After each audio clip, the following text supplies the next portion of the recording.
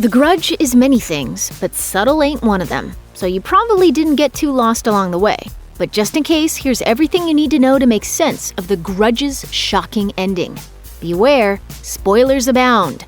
The Grudge tells its story out of order, saving the big reveals for when they will deliver the biggest emotional punch. Telling the story chronologically isn't as interesting, but it is necessary to understand the ending. In 2004, Fiona Landers returns home from Japan, where she worked as a caretaker in a cursed house.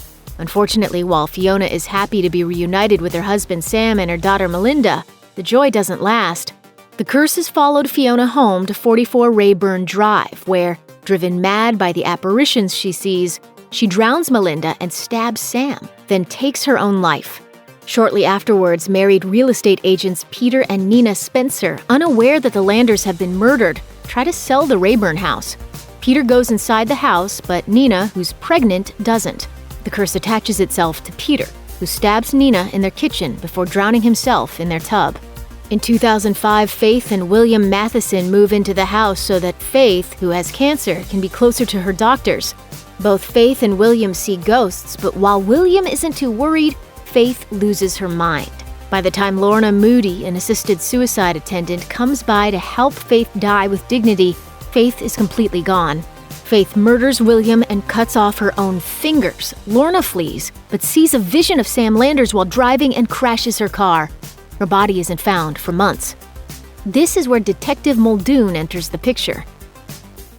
Mrs. Matheson? I'm Detective Muldoon. In 2006, Muldoon moves to town just a few months after losing her husband, forcing her to raise her son Burke alone. Her new partner, Detective Goodman, has a few tragedies in his past too. His original partner, Wilson, became obsessed with the house at 44 Reyburn Drive after investigating the Landers' killings, and eventually shot himself. He survived, and is now institutionalized. Most importantly, however, Goodman isn't haunted by the curse. See, he never stepped inside the Reyburn house. It gave him a weird feeling, so he stayed away. And so he's free of its supernatural tormentors. Why did you never go into that place? Something never felt right about it. The original Grudge hinted at the idea, and its sequels made it explicit, but the reboot makes it clear. The Ju-on or Grudge will infect anyone who steps into the location where the curse lives. Stay outside, and you're fine. Muldoon doesn't know this, though, so she enters the house while investigating Lorna Moody's death. Almost immediately, the Landers family begins haunting her. Afraid that the visions will make her hurt Burke, Muldoon decides to burn the Reyburn house to the ground, hopefully ending the curse. The house is destroyed, but as the final scene shows, it doesn't do much. The Landers' spirits are still around. There's one big question that the Grudge doesn't explicitly answer, and it's a big one. What horrific act of violence created the curse? The 2020 film begins with the curse already active. Fiona has already been infected in the opening scene. When she returns home, her family's death is a foregone conclusion. To find the explanation, you actually need to go back to the 2004 version of The Grudge. Yep, that's right. The Japanese house where Fiona works is the same one featured in the Sarah Michelle Gellar flick that kicked off the American leg of the franchise. In the 2004 movie, we discovered that the curse was born when Takeo Saiki learned that his wife, Kayako, was in love with her college professor. In a fit of jealousy, Takeo murdered Kayako and their son, Toshio, creating the curse. The Grudge Reboot doesn't spell this out, but the clues are there. Perhaps the most telling one is that Detective Wilson says that he's talked to a detective named Nakagawa, who investigated a murder at the house where Fiona was working. That's the Japanese detective who appeared in the original Grudge. The house in the opening scene also looks a lot like the one in the 2004 movie, and the film's end credits confirm that the ghost Fiona sees in the garbage bag is indeed Kayako, the antagonist of the first 3 Grudge movies. Given that the 2004 Grudge and the 2020 Grudge stick to a similar formula, it's possible that the reboot sequels will too.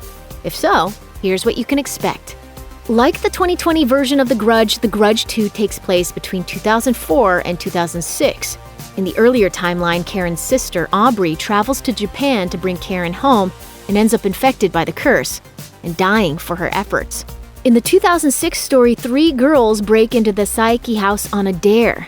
2 die, but another, haunted by Aubrey's spirit and Kayako, returns to the United States, bringing the curse to Chicago.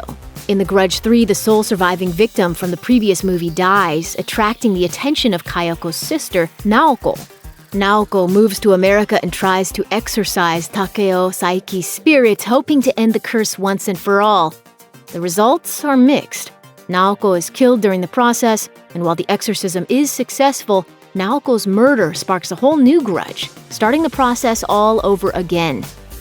On the other hand, The Grudge Reboot introduces enough new ideas to the mythology that a potential sequel could go in a different direction. The revamp makes it clear that the curse can spread not just from person to person, but from location to location. The Saiki house might have been where it started, but the Reyburn house ends up just as dangerous.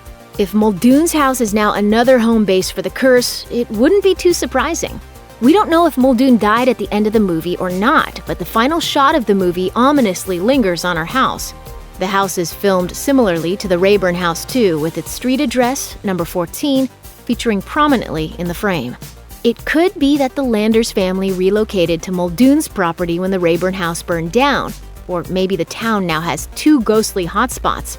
Either way, if Burke asks your kid to stop by for a sleepover, you should probably say no.